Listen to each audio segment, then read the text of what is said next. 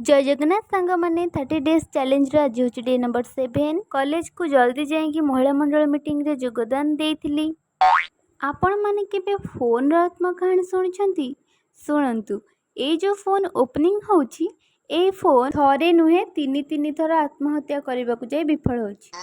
तापरे आउ कौन किछि समय पर्वत आरोहण कर सारा पर क्लास रे जाइए पहुँची ऊपर देखा ही गले आमर बंधु मते अपेक्षा करी करी तांकर टिके मानसिक स्थिति बिगिड़ी गई। कोचिंग जीवा रास्ता रे एते सब खाइबार पोस्टर देखी मन टिके प्रफुल्लित हो गला।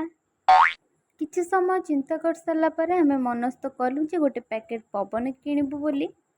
अरे ये कौन पवन बदल कौन चिप्स बाहर जीवन में प्रथम थर आज मो कोचिंग को जल्दी आसती।